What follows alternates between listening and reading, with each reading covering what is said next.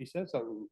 I think that was we should have known this morning. If she couldn't talk, the others couldn't hear us, I guess. So afternoon, Afternoon. we're going through another budget section, I see. We're going through some more budget Okay. workshop. Kathy Funk Baxter, Finance Director.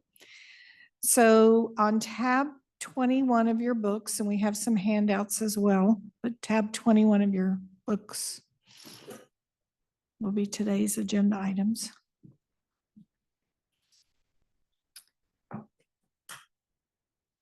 So the first item up is IT. You had asked us to go back and look at the IT allocation. And we have made some recommendations for the allocation. So one of the things that we had recommended was to adjust the allocation so that all revenues will equal the expenses, and that therefore the billings will be a little bit less than the actual expenses. The billings that we're projecting right now will be $5,108,523. And that means that we'll bring in some additional revenues of $228,000 for a grand total of $5,336,523. We will still have a transfer to the reserve, but the reserve will be for projects that Travis, our IT director, has identified would be beneficial for next year, as opposed to contributing to the capital replenishment and renovation budget, the infrastructure budget. And then we did go in and revise the telephone billing, the expenses, and remove some software that we felt we didn't need to procure and things like that. So no, I'll turn it over to Travis to add some additional comments or. Hi, Travis Faschini, IT Director. When we went through the budget workshop last time, a couple of weeks ago or so, I think the ending comments and request was that we reflect in the budget the priorities of remediating security gaps or issues. So the funds that are in the reserve currently are for services to help address those gaps. When I started looking at our needs, it was less about additional products. It's more about leveraging the tools that we already own or already have purchased or acquired. So I can elaborate more if you care to know, but generally speaking, it's for services or staff, whether or not we use them as contract labor or staff augmentation, on a temporary basis. It could be a variety of different ways, but it's really just a labor function. There's a very small portion of it as I'm thinking about it. One was 300,000 for labor effectively and 25,000 to add one additional tool or small, relatively inexpensive tool. And that's the change that we made at your request.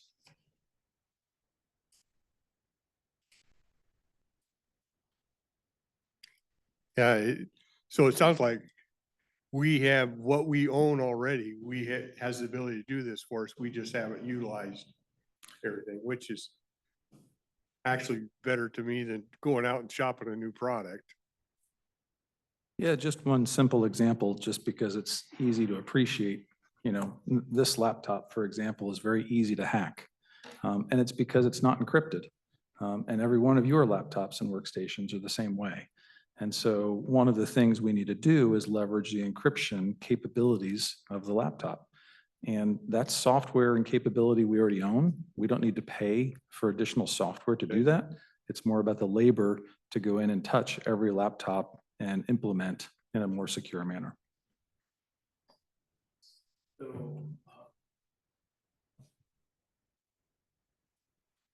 So who knew about this before you came? Did nobody knew about it, or? I could respond to, did they know about security gaps, which is a very broad question, but I'll just respond to the specific example. In that example, I think it's been known that there is an opportunity to leverage encryption and that it's best practice. However, it takes additional time and effort to manage the laptop and implement it that way.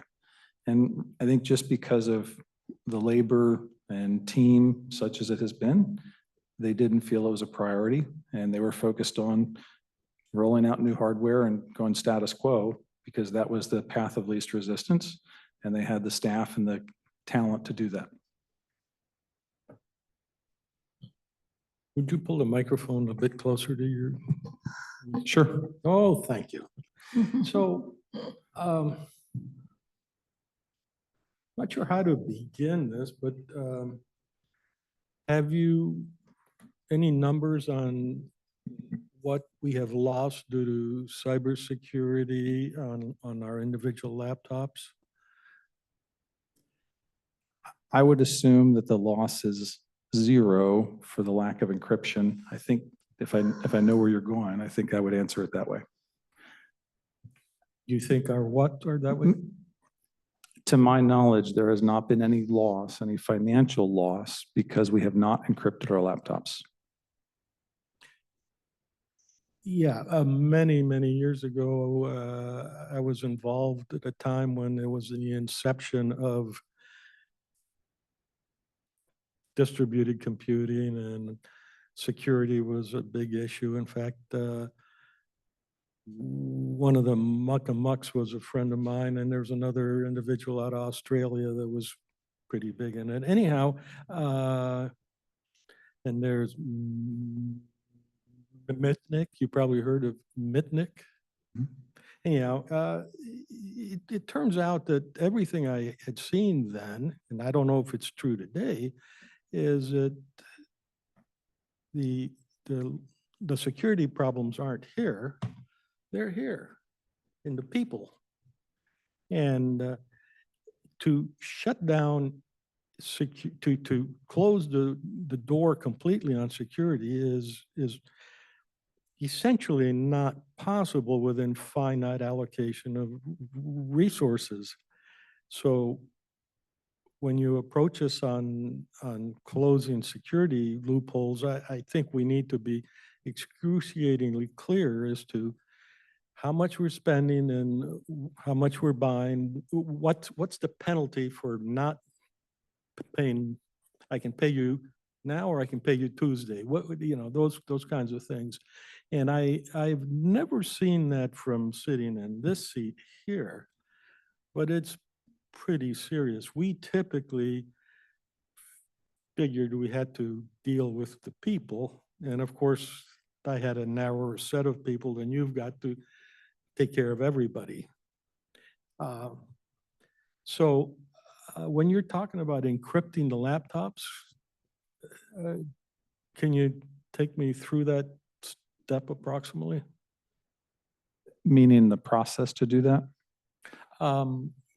Yeah, tomorrow I wake up and I check my email and it says, the following day, you're going to encrypt your laptop like this. How will that happen?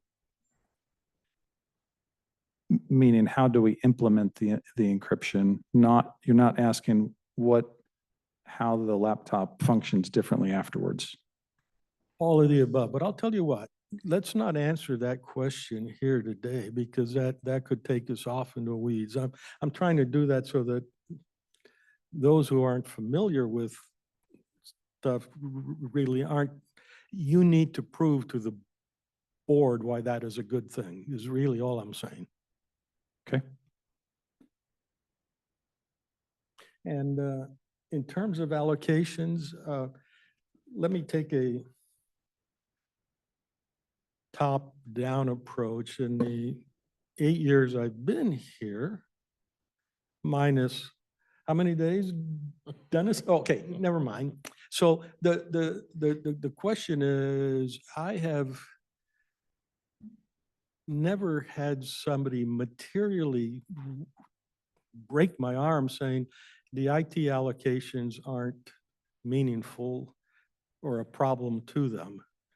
And so I do admire changing things to improve things. So my question to you is, how does this improve anything from the board standpoint? I think I would summarize it by saying that money will reduce risk to the county. We'll do what? It's, those funds are used to reduce risk to the county and to the county's assets and information. And No, that's not a comforting statement, but it's not a compliant statement to my question. My question is, we're redoing the allocation in some way? And by allocation, maybe I misinterpret what you had in mind. In a department downstairs, say, they have to pay their fair share. And I assume that part of the allocation stuff is deciding how to compute that fair share. So I'm asking, how does that help us do a better management job? I'm not sure I understand the question. Are you asking? Kathy does. Yeah.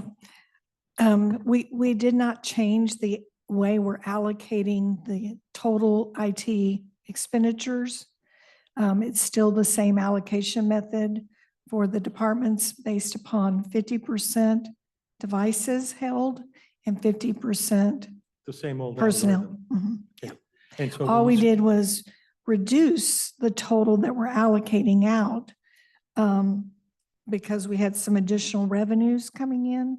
So we reduced the billings to the departments slightly by basically $228,000. And you were dipping into some reserve that had grown beyond its intention? No, we have a reserve in the IT replenishment and renovation account that's over $5 million. So we have sufficient reserves in the replenishment and renovation budget for switches and servers and things like that. So we are not dipping into the reserve.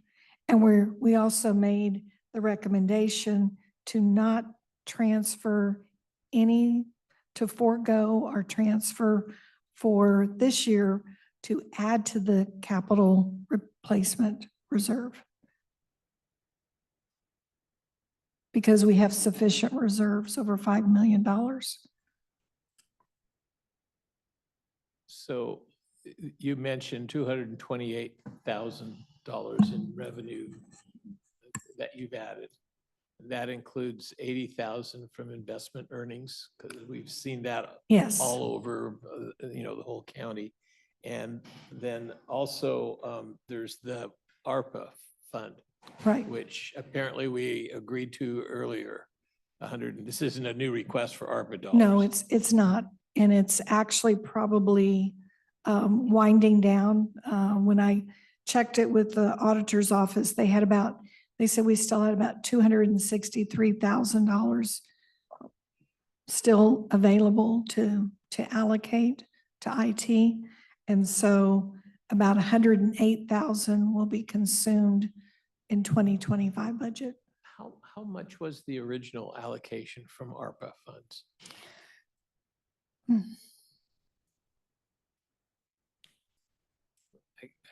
I know we had a It was- discussion and I thought originally we'd said no. Do you remember that? I Well, there don't was recall that. there was a second request that was made and Okay. y'all said no to the second request. Oh. But the first request, I believe, was done under a previous director or manager. I know there was 150,000 for cyber. There was about 200,000 for Duo. There was a couple of different things. So it was well in over 600,000 is what I remember, but I don't know the exact number. So the way we do the allocation to our departments hasn't changed. No, it hasn't changed. So in 2003, it was 4.5 and 4, 4.5, and this year with the other, it's 5.1. So what's changed in the county that it grew? Well, it grew primarily because number one, we did a much thorough job of looking at all of our software maintenance agreements. And some of those have increased in 2025. I know We that, didn't book work very well yeah, before. yeah. We did a very thorough job of looking at all the softwares and projecting whatever increase was in the contract. And so I feel like we have a much better handle on the software number. We also, in previous years, didn't budget fully for some of the supporting consulting contracts. So that's now fully in here. And we also added another 100,000 placeholder for the director to procure some services related to disaster recovery, about 100,000. So that's in there this year. And then the new numbers here also include telecom, which was previously done out of purchasing. And so that's about, it's about a $90,000 expenditure that's now in IT versus in purchasing. Yeah, this kind of stuff makes comparison very difficult when we, Yep. and I really count on you saying, forget what Bar's number is, this is what we spent and this is what we will spend. And that makes it a lot easier to see. Anyhow, when Randy Webster departed, I think it was Kim Hort that took over, and she made a big deal of reconciling all the licenses. And it was quite a exercise, and it bumped up substantially. I thought after that effort that we were kind of up to date, but apparently we weren't.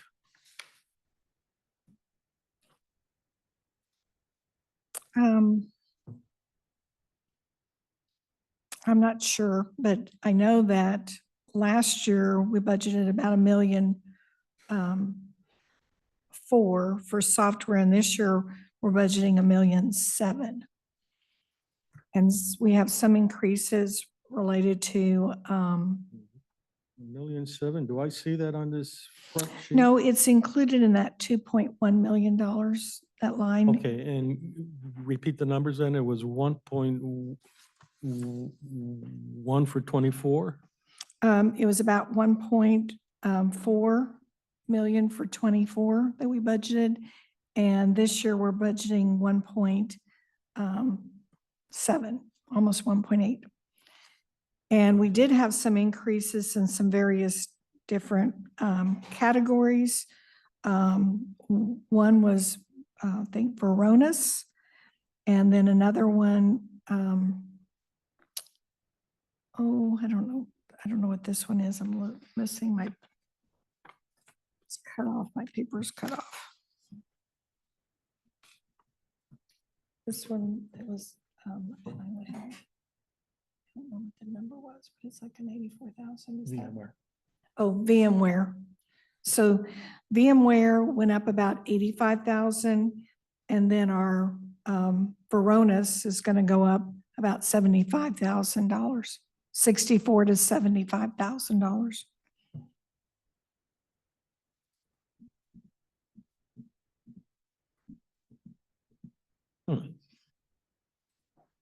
Those are the two major increases, and then we had some increase in Microsoft. So comparing apples to apples, we went up 75,000 for VMware, say. Yes. That wasn't adding more licenses? It's exactly the same number of licenses. VMware was acquired by Broadcom. It's known throughout the industry that they've increased their rates roughly 500%. It's not a direct comparison because they've also changed from a perpetual license with annual support to a subscription license. But we don't actually know the cost. That's an estimate. It's not, we're also not certain that we will use VMware. We may be able to use something else. That was my next question. Yeah, yeah. At this point, it's too soon to tell. We just don't have enough information or haven't had enough time to evaluate alternatives. But that's certainly our intent, is to evaluate alternatives. How many VMware licenses do we have? Ballparkish. Yeah, ballpark, it's roughly 4 hosts. And you're licensed by the processor within them and really the core within the okay. processor. So it's a little nuanced, but it's roughly 4 hosts. I'm sorry, now that I think about it, it's more like 6 hosts.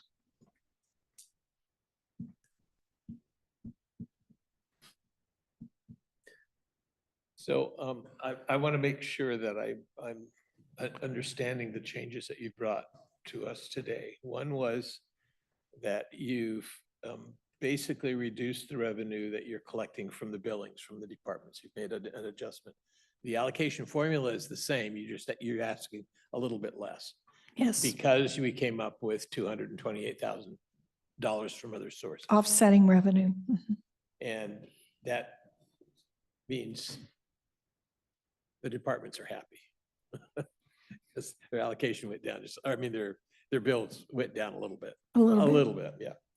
Second thing is, I think we left it that we agreed that we needed to be beefing up our security programs, and that, $250,000 is going to go a long ways towards making you a lot more comfortable that we've got the kind of security once it gets all implemented with the extra work that you're going to pay for. Exactly, yeah. And Okay.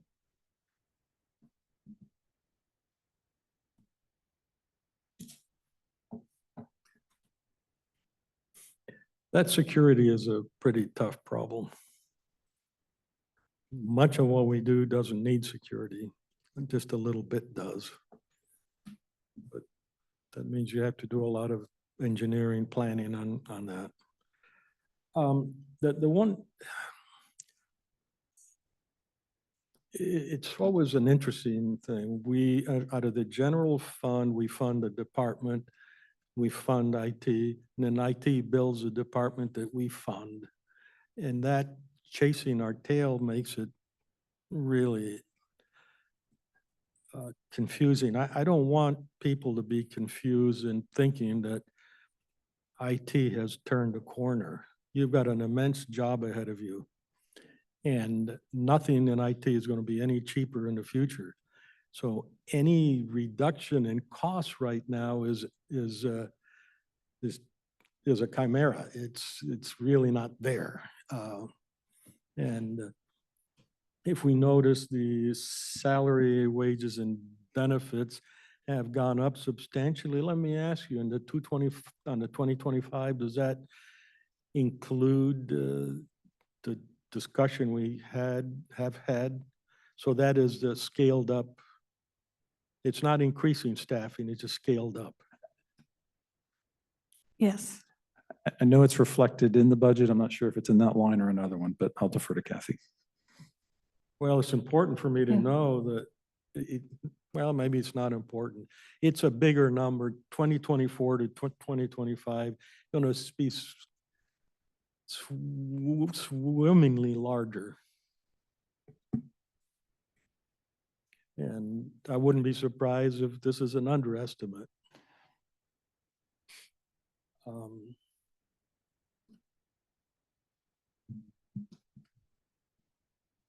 So is there anything here you would like us to be very aware of that?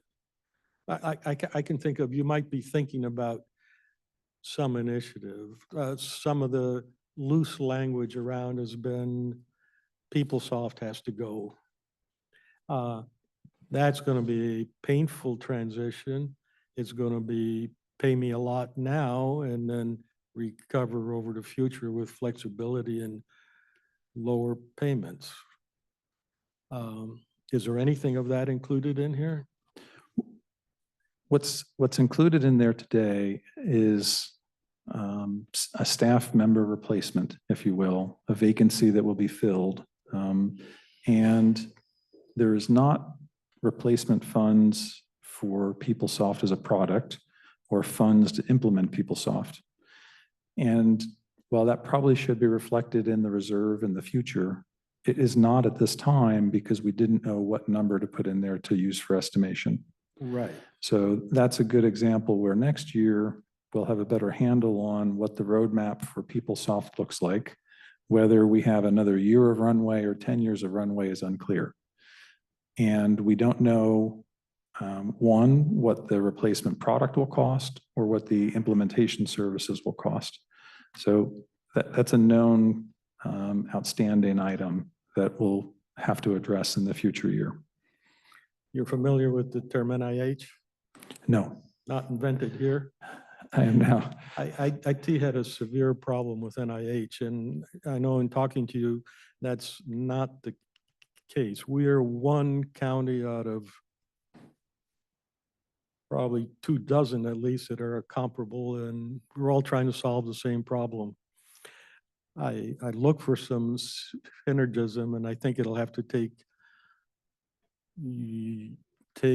your initiative, among other things, to just go down that line. But we notice how things have really climbed in price because we're prisoners to all kinds of things, and trying to avoid that is fairly important.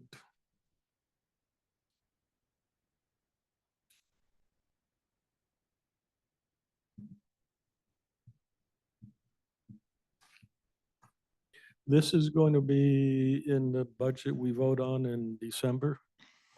Yes, I've already rolled it into, I've already rolled these numbers into the budget boss right now, so they're reflected in budget boss, reducing the charges to the different departments. And I know for the budget, you've been antsy regarding reduced revenue from sales tax and all that. How are you feeling about the 2025? I got direction from you and we're doing status quo on it, the projection for sales tax revenue. And so I'm going to show you some of my numbers from my budget preliminary right now. Yeah. One of the reasons I'm asking this is IT is one of those places where we could pour twice as much in there and we'd still not complete the jobs that need to be done. And that's just a picture we need to have as we make decisions as a board is, and just got to figure out how to pace that at a tolerable slug.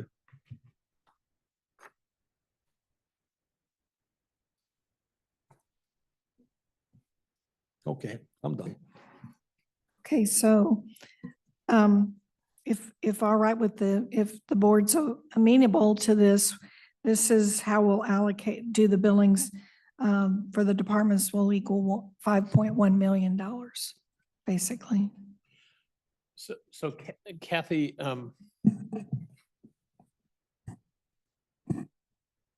after about 6 months into the next year with the new commissioners, how will they know that these changes are working?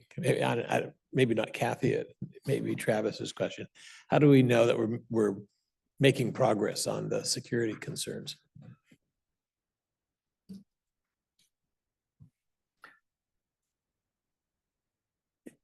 I don't have a great answer for you now. I'd prefer to get back to you with that.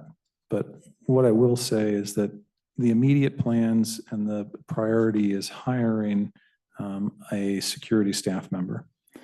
That security staff member, and there's a vacancy for that, which we'll be talking about soon and probably moving forward with, I would expect, based on prior discussions. But it will be my intent to work with that staff member to develop a roadmap for the next year.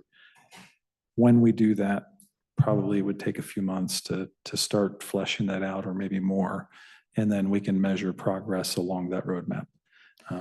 So the next, I guess, guide mark is the HR request to hire, which comes along a little bit later. Yeah, Yeah. we were planning to meet yesterday in executive session, but for staffing and scheduling reasons, it didn't work out. I think we're going to be meeting tomorrow about that. I'll say it now for Rick. You'll have to discuss it with you in the future. I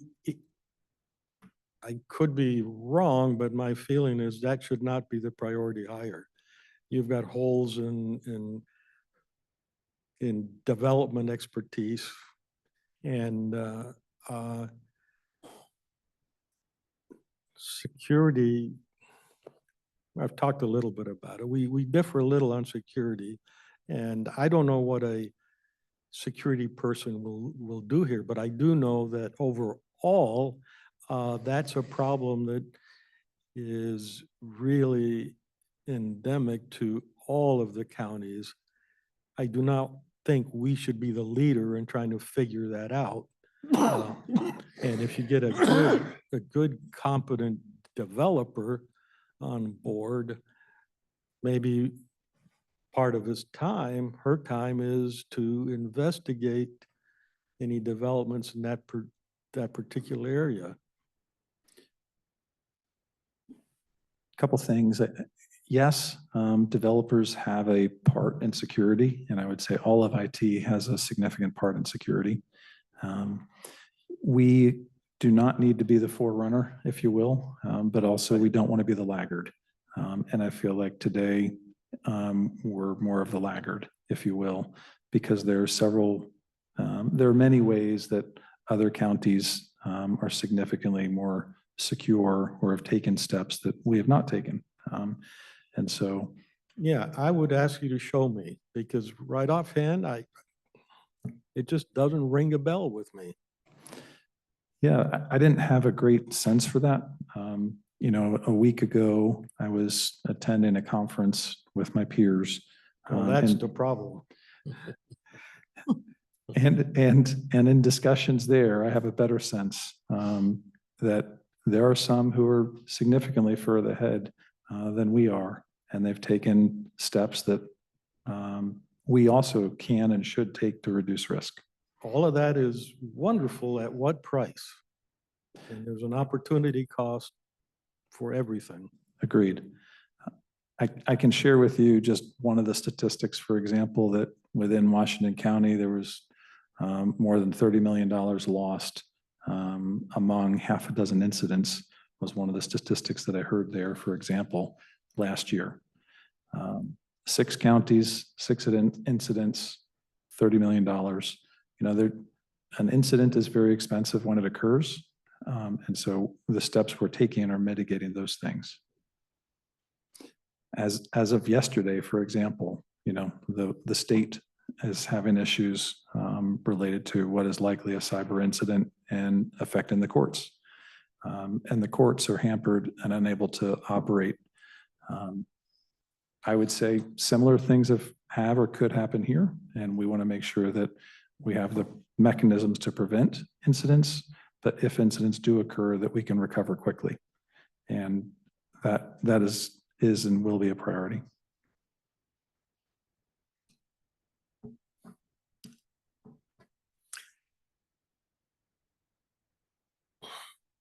Again, you got to look at the full ledger costs in your exposure, and you've got to normalize that to the people. Like if you've got a bank, there are some pretty serious constraints there. We've got some of those constraints here, but not anywhere near as ubiquitous as in a bank. And I know banks struggle. I just don't know what this person will do with the security.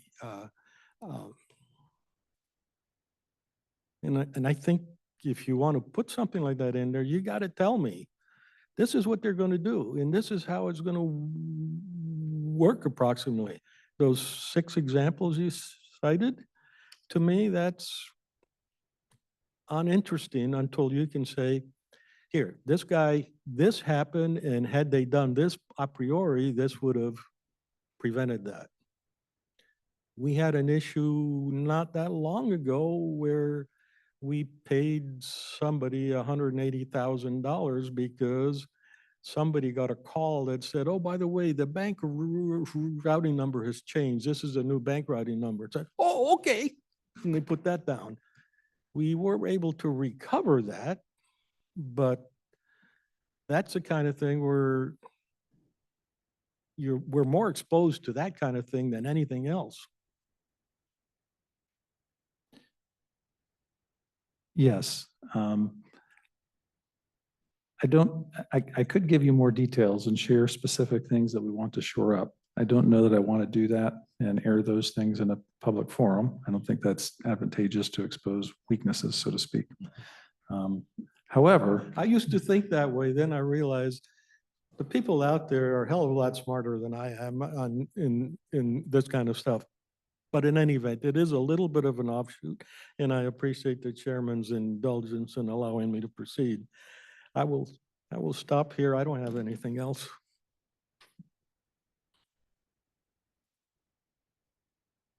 Okay. The next one, cost allocation, you asked for me to look at, and it's the next one right after IT. It's industrial accident. And basically our allocation was looking at number of labor hours and putting those using an L&I factor, risk factor, and charging a full department based upon that risk factor. So I went back, we ran a query and trying to reallocate the numbers based upon the personnel that might be in administrative functions at the lower administrative risk category, those that are in the higher categories. One of the things that we discovered, I have on this sheet to show you the forecast for 2025 is how I had it allocated. The new allocation resulted in some departments seeing a decrease, some departments seeing an increase. But overall, for the general fund, it was not a significant reduction in the general fund expenditures.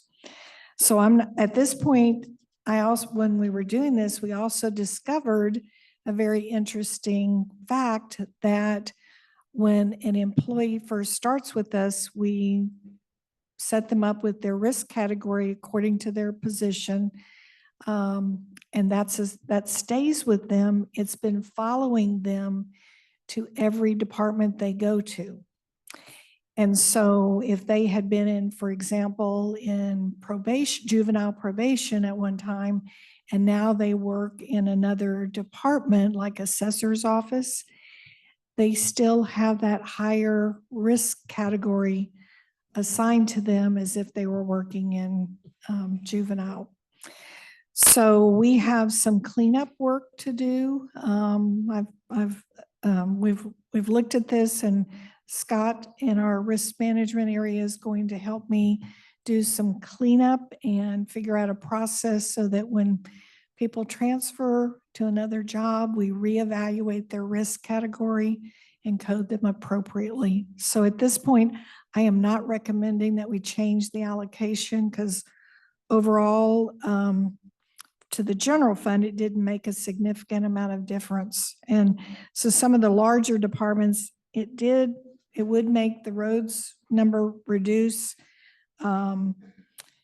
But then on some of the other departments like health department, we didn't have the right rate in the first allocation that was being used. We assigned their department an actual administrative rate instead of the rate we probably should have. So I'm just at this time, I'd like to have more time to actually review the the full picture and how we're doing this, and for 2026, bring this back with a more updated allocation methodology.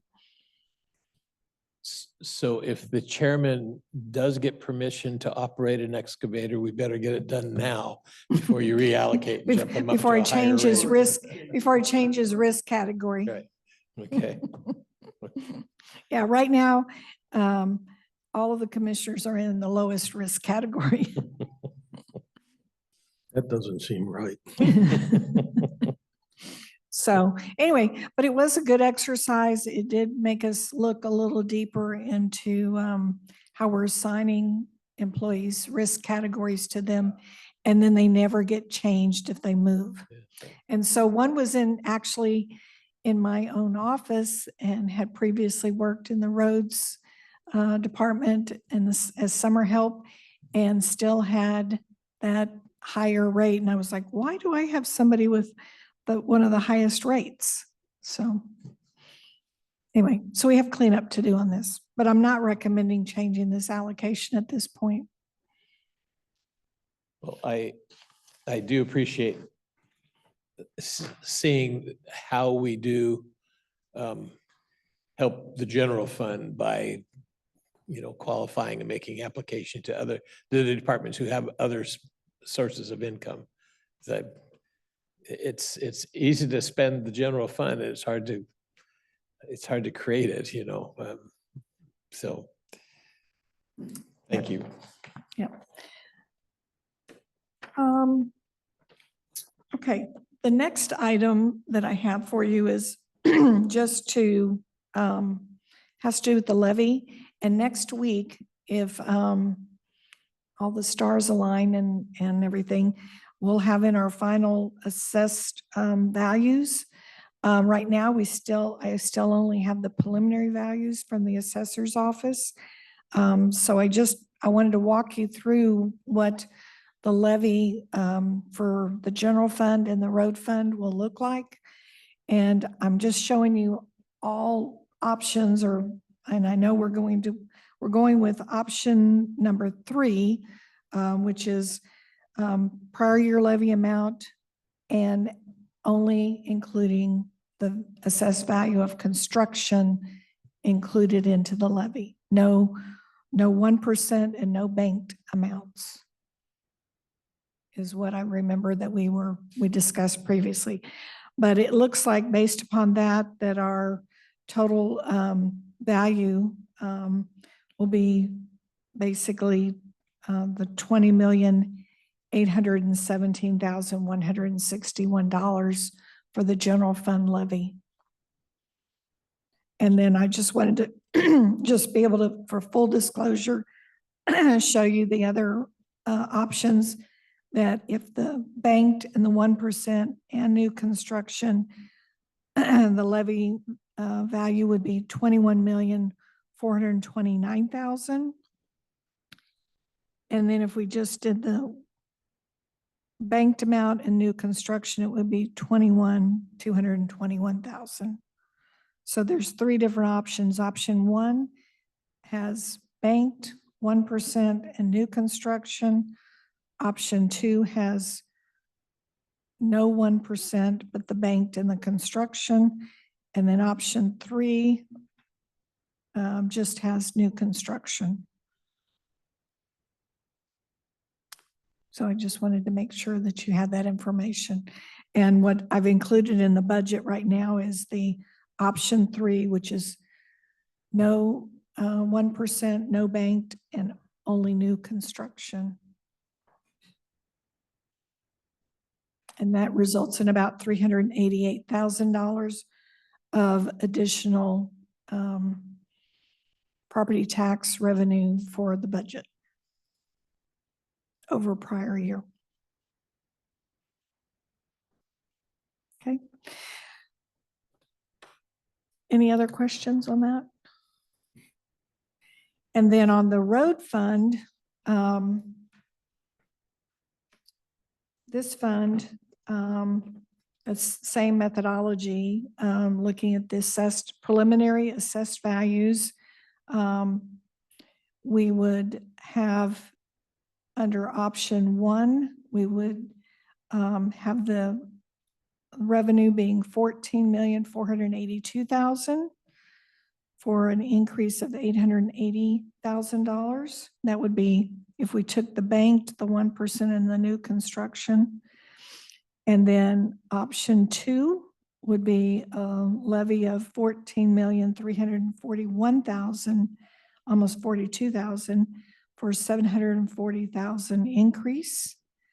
And that is without the 1%, but pulling in the banked amount and the new construction. And then option 3, which is the option I assume that we're going with, which is no 1%, no banked, and only new construction, which would be revenue of $13,935,000 for an increase of $334,000 basically to road fund revenues. Did we discuss that road fund in the past? I don't remember. I'm thinking there's a difference between feeding the general fund and feeding the road fund. Because the road fund ends up infrastructure wise. And that's very seldom a bad thing. I think the past practice is whatever we've decided to do for the general fund, they just automatically roll it over. But you're right, we haven't really seen the separate calculations before. Yeah. that I But you remember. have the option, you don't have to, you could do one way and road fund a different way if you wanted to. Our focus has been eliminating the shifts that we had been doing. Right. And we haven't had that problem since Joe left. Actually, he was the driving force to make sure we got rid of the shift. So do we want to take the 1% on the road fund?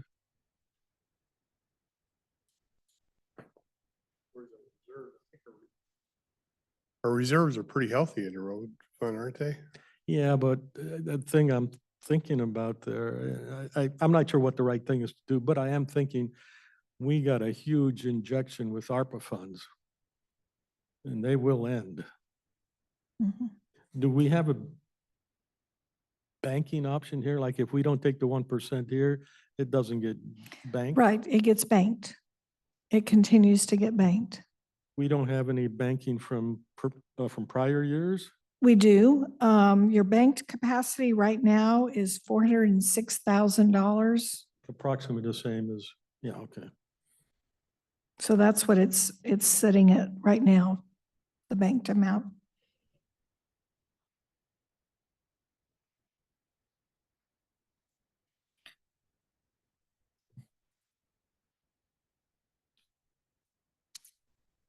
I can think of the cost of materials and personnel and all that are far exceed the 1%. Oh, yeah.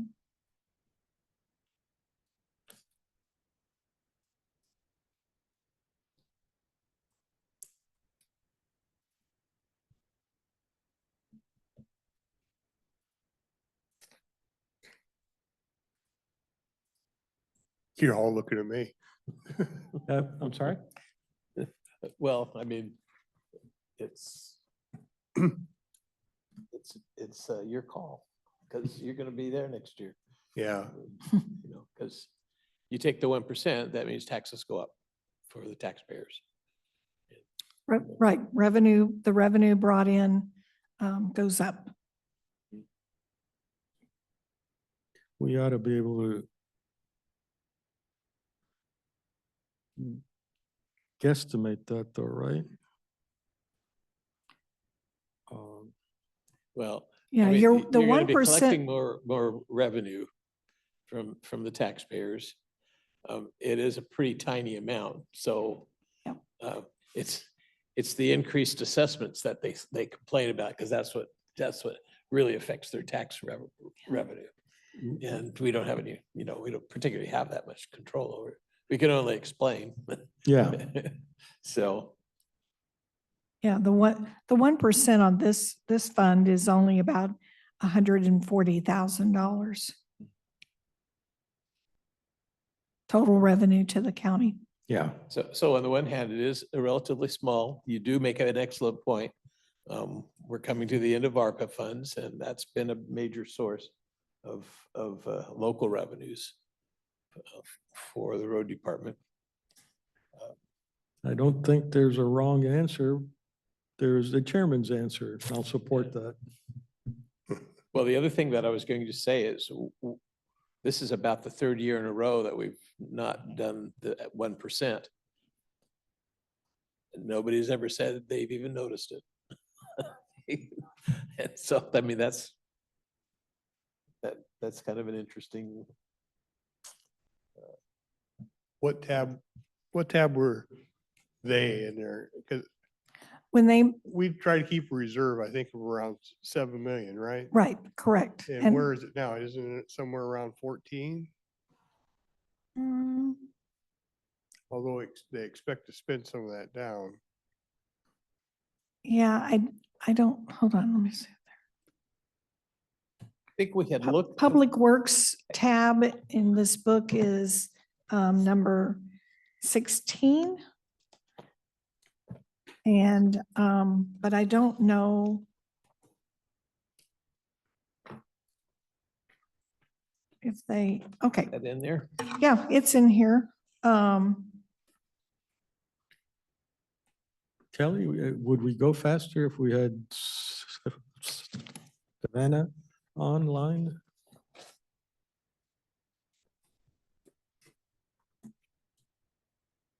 Yep, the fund balance that we're currently showing for road fund is on like a salmon color type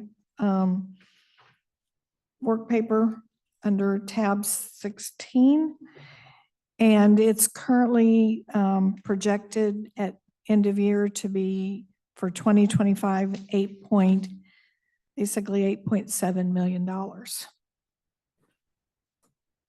And it's going down from what they had.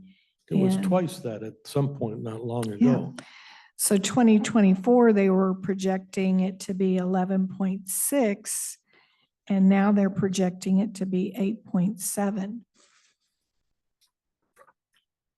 And I know just in looking at something recently, just their labor, all their personnel and benefits, it's about $9.5 million. But of course, they have the benefit of federal grants and state grants and things like that to help them offset and allocate costs to. That's another good point. I think those grants have been used more heavily recently than I recall. Right, So as a there's ARPA percentage of money their and there's revenue. grants. Yeah, Mhm. I'm a little worried.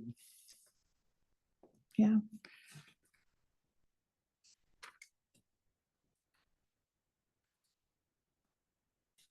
In the 2025 budget, we've included an assistant county engineer. That you approved one new position? Yeah. Yes, yes, and that's included in this budget.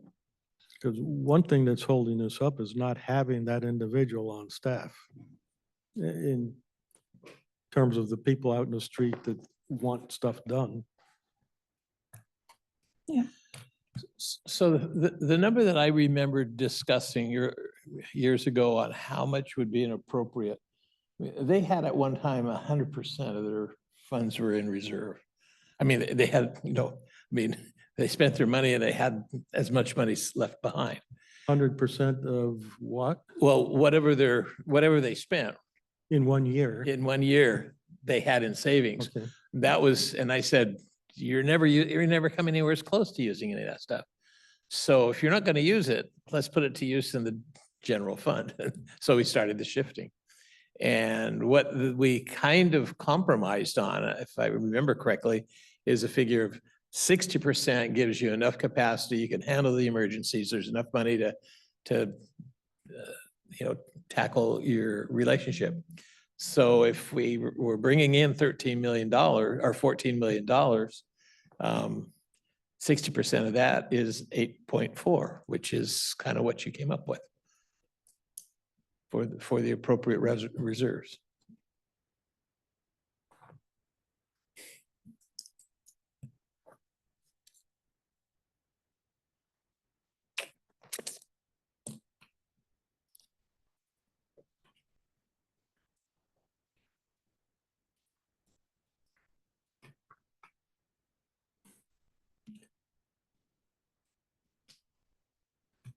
We have a member of the public in the audience. Maybe they want to comment.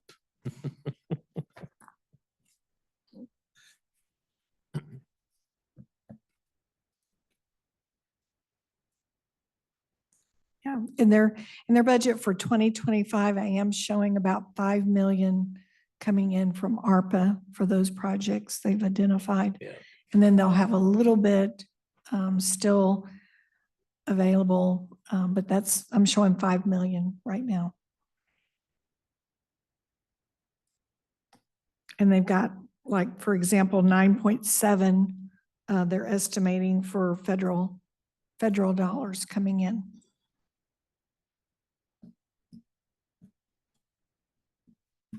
And then by far, the largest amount coming in is, of course, their levy, the 14 million.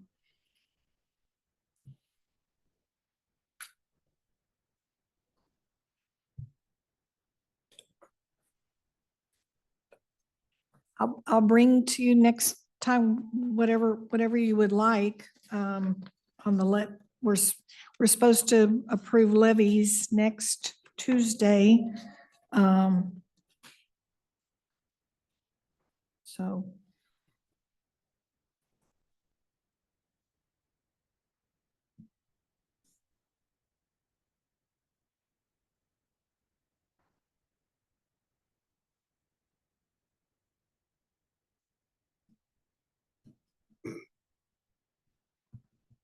Yeah, I don't know what to.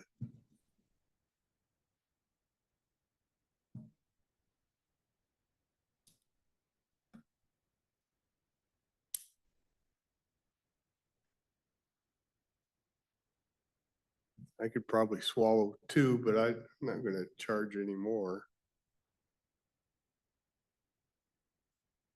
Swallow 2 meaning? Option 2. Oh,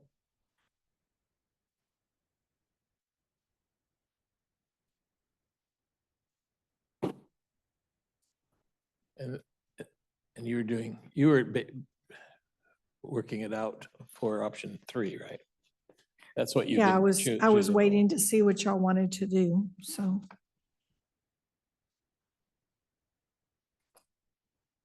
I'm good with that. Okay, I've got my direction. Option 2 it is. That's what you'll see on Tuesday.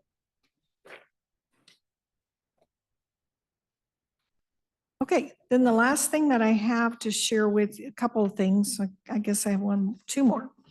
The next item is, I just thought I would give you a preview of, based upon all the personnel actions, the 2025 budget will have 582.78 positions included. And that is actually down just a little bit from our current budget, because we did have a few positions that we eliminated. So pretty much holding steady on our positions for the budget.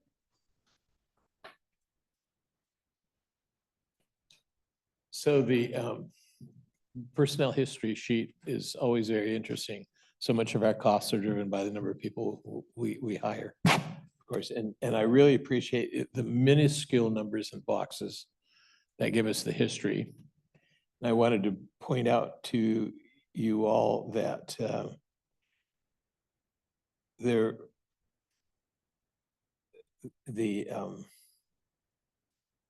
tough times in the last Great Recession hit Cowlitz County in 2010.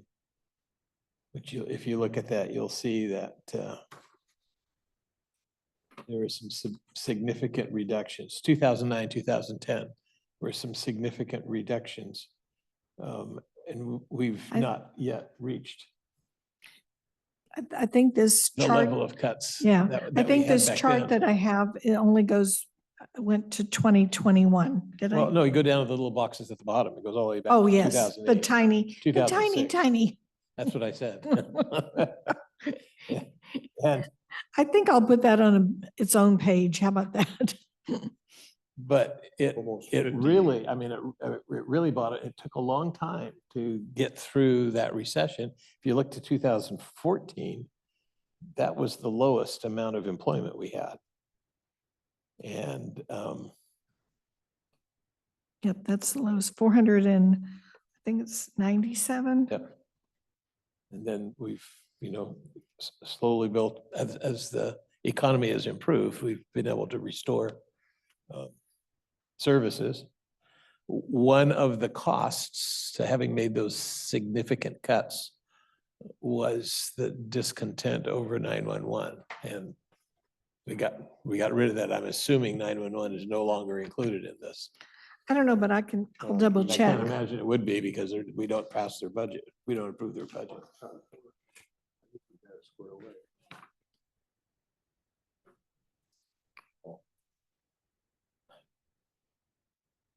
Did you need anything from Sean Roy, or we found what we were looking for? No, I think we found what we were looking for. I had the fund balance for you right there.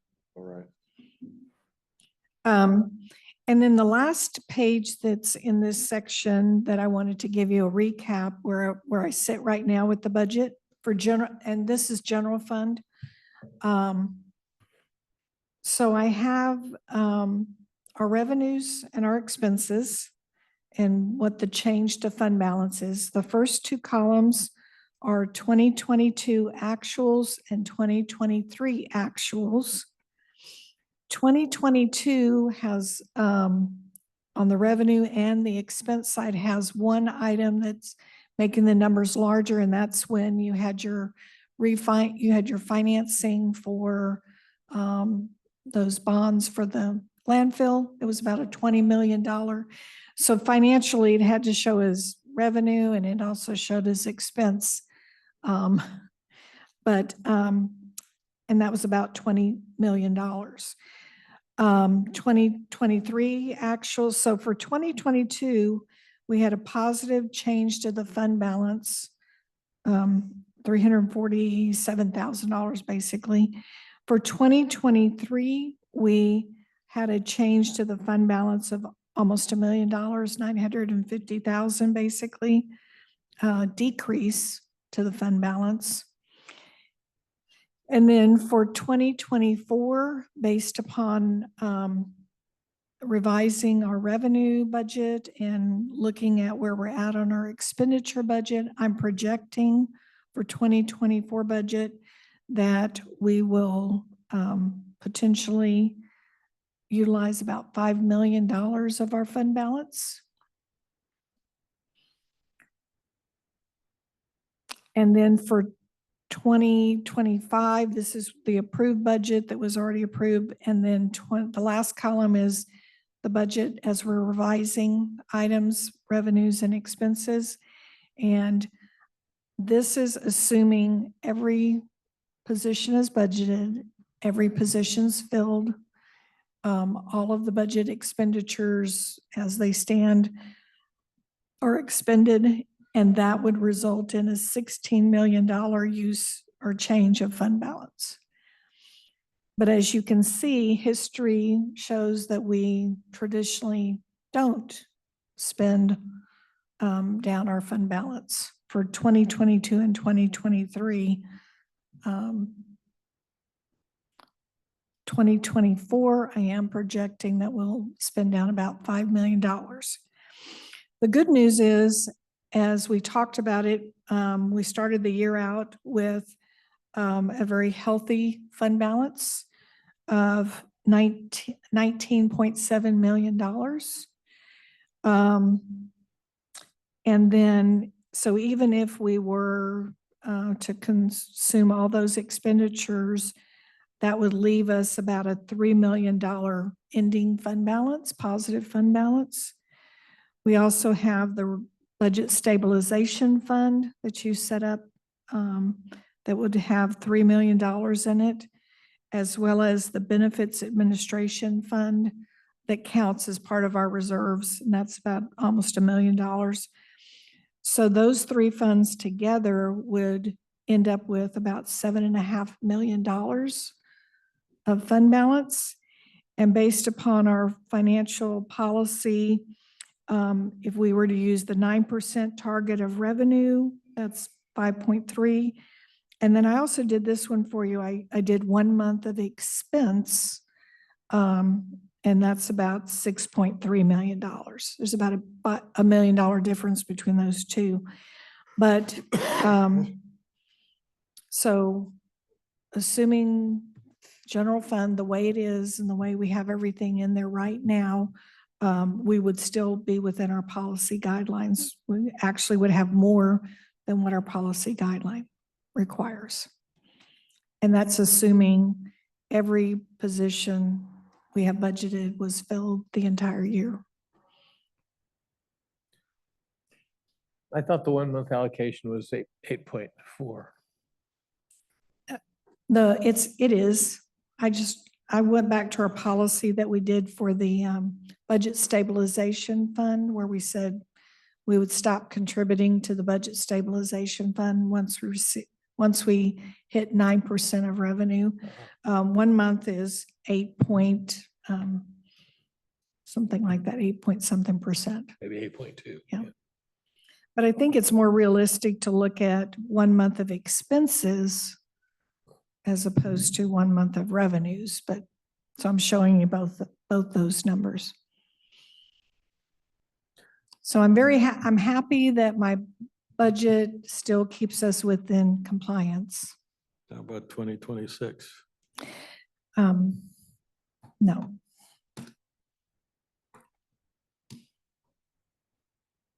That's my worry. Yeah. That we're going to be ebbing away at our fund balance. That's what should make us lose sleep, right? Right. It makes me lose sleep. Yeah. Yeah.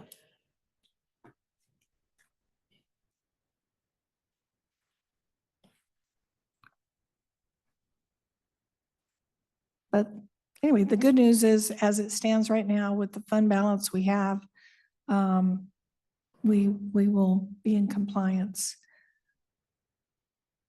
And that's, again, very I did my revenues conservatively. You can see that for my 2024 projected revenues, I'm sitting at about 61 million.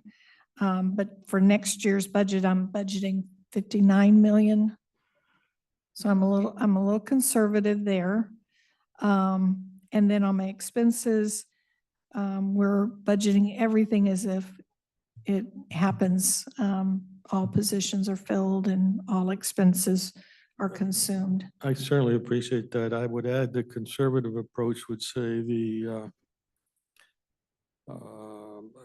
budget stabilization fund is one that requires a unanimous vote by the board in order Yes. to use. So in effect, we're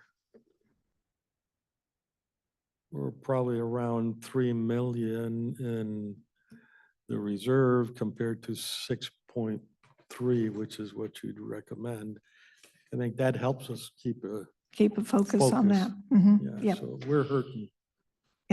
Well, we're according to our policy, we'll keep putting more money in the budget stabilization fund each year. So we haven't hit the ceiling on that yet. Right. But we wouldn't have the money in 26 to do it. Yeah. So anyway, I'm just happy to report that even taking a very conservative approach, we are still in compliance with our policy, our financial policy for 2025. Any questions?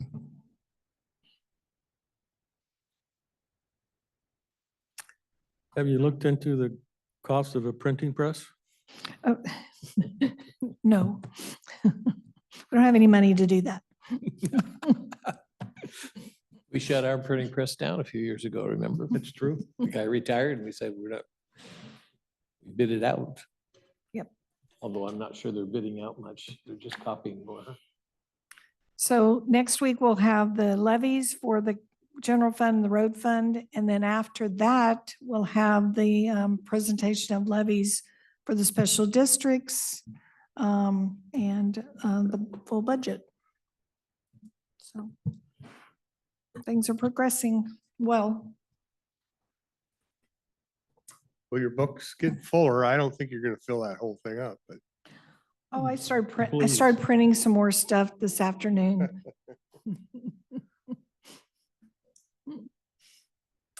That's all I have. okay. Just remember, Rick, this is the second year of the budget that we passed. So I know. we're it. missing half of it because we I didn't start. still it got the until book then. from, yeah, last year. Anything else? Nope, Well, Arn, nothing else. after 8 of these, do you feel like you understand the budget? No, No. It is confusing. It continues to be. I yeah, I have a better although, understanding of it, but although this last page that Kathy presented is really where the beef is. We can pick apart any little number and I should behave myself there, but I always really want to look at the bottom line, and the trend is fairly self-evident here. Yeah. And all that money has felt good. But it's not coming again. well, it'll be interesting to see the impact of losing a grocery store when they finally shut down the Safeway on 30th. Hmm. I have a doctor's appointment at 3. I think we're done. Okay. We will adjourn. Thank you. No, it's not the psychiatrist.